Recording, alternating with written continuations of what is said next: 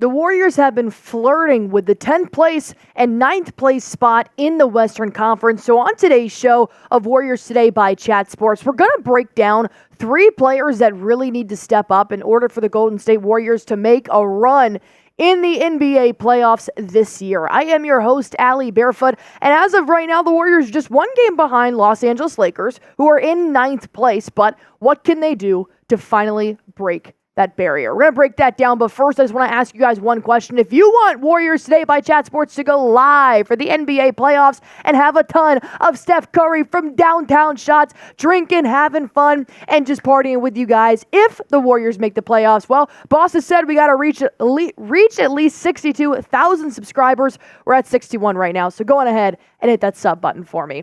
Let's just dive right in, shall we? I think the number one player that needs to step up for the Golden State Warriors is Brandin Podziemski. And when I step up, I mean partially continue doing what he's doing as he is thriving. But I think there's a little chip on Brandon's shoulder here about how good he can actually be. Brandin Podziemski is on a mission, not only to win the NBA Finals, but to prove to the league that he belongs here. Prove to the Golden State Warriors that he is a dog. And I think the version of Brandin Podziemski that we're going to get in the next 22 games is going to be unreal, especially since he was just snubbed from the Western Conference Rookie of the Month award, and Podziemski was pissed. Let's talk about what Podziemski did in the month of February to even earn this award. He averaged 11 points per game. 7 boards for a guard is unreal. This guy crashes to the board like it's his job. Want to know why? Because it is his job. He averages about 6 assists as well, shooting 42 from the field, 32%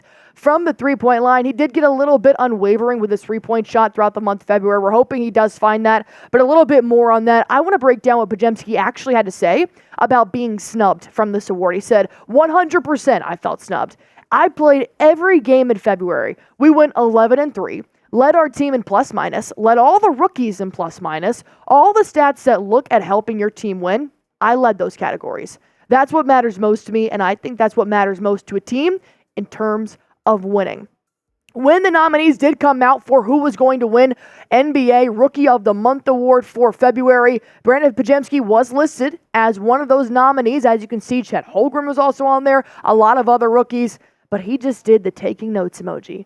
Podziemski has a chip on his shoulder. And while he's been playing fantastic for the Golden State Warriors throughout 2024, I think the ceiling of Podziemski is not even close to being touched because he is about to elevate to another level. I've loved everything I've seen from that kid. You can ask anybody. My favorite type of player is a scrappy person, a scrappy player that wants to play on both sides of the ball. So I think areas of improvement for Brandin Podziemski start with consistency from downtown. He had a little bit of mishaps from his 3 shot in February. He went about 24% from the 3. That can't happen if you're trying to make a name for yourself. Secondly, being a role player if his offensive shot is struggling. If you're not hitting early on, just keep dishing it to Curry. Keep dishing it to Chris Paul. Just continue to be a ball handler and just spread out the offense if your shot isn't falling. And third, continue to take charge. I have loved the leadership that I have seen on the court from Podziemski. If nobody else is scoring off the bench before he was a starter, boom, he'll drop 22.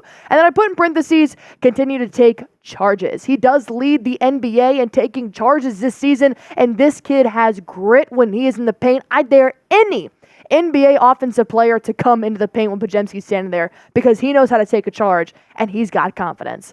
So nonetheless, here's my question to you guys. How confident are you in Brandin Podziemski? We know this kid is probably on a scale of 1 to 10. He's 11 in confidence. Maybe even some cockiness, but you got to be in this league. Everybody's the best in this league. So how confident are you in the rookie? Scale it 1 to 10. I'm going to go 7. I'm going to go 7, and that can go up in the next 22 games. I'll keep you guys updated.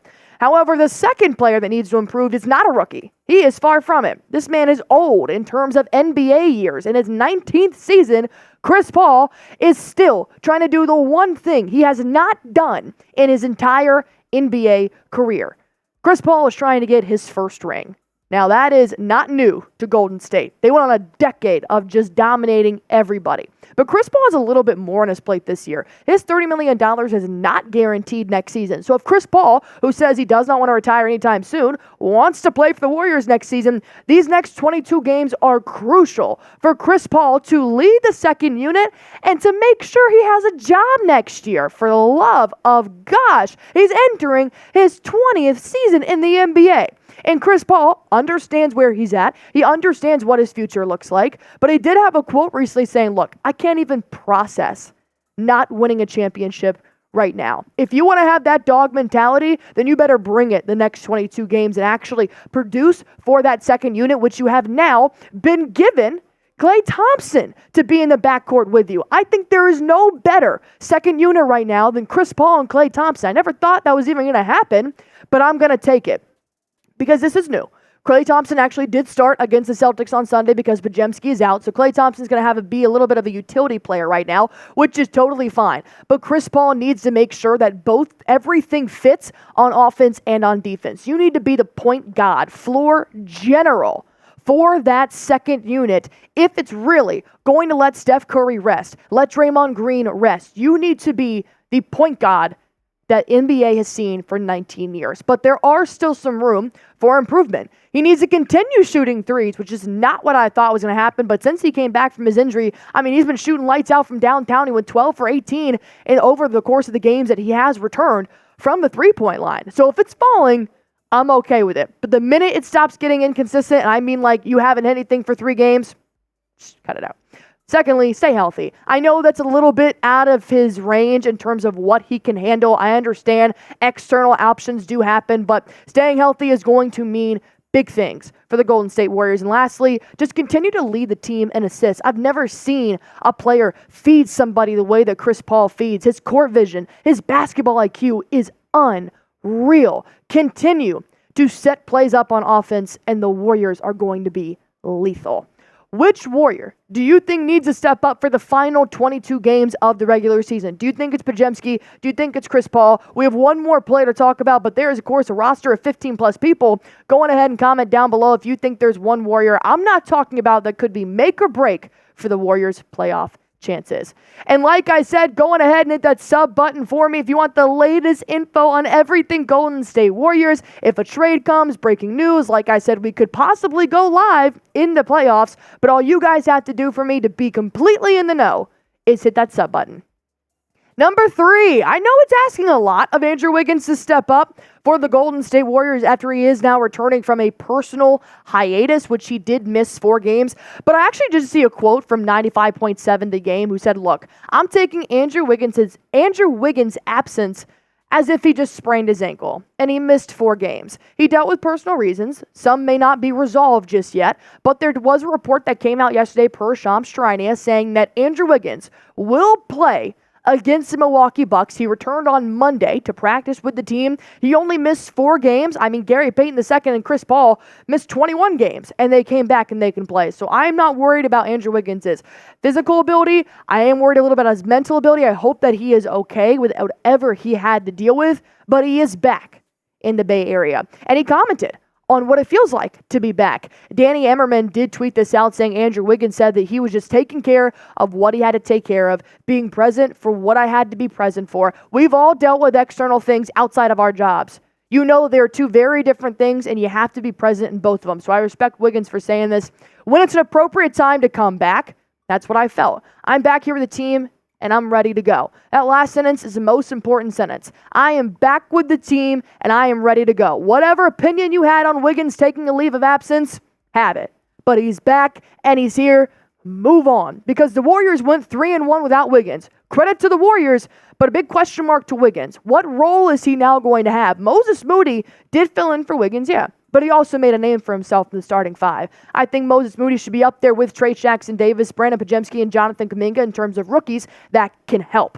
So I do wonder what it's going to look like with Andrew Wiggins now finally coming back, especially since he was killing it before he had to leave on his personal hiatus. In the last 4 games, that was a week before he left, he did average 16.7 points per game, 4 rebounds, shooting 57 from the field and 54 from the three. This man was shooting lights out. And I love that from Andrew Wiggins, especially if you're going to be playing over 25 minutes per game. I hope that this keeps up. If it doesn't, there is still 22 games for you to improve. First off, be prepared to come off the bench. That may be a mental barrier he'll have to get over. I do not know what Steve Kerr is going to do, and I don't have to. I'm not Steve Kerr. However, if he does have to come off the bench, just sit next to Klay Thompson and talk about how it feels, because he knows what's going on.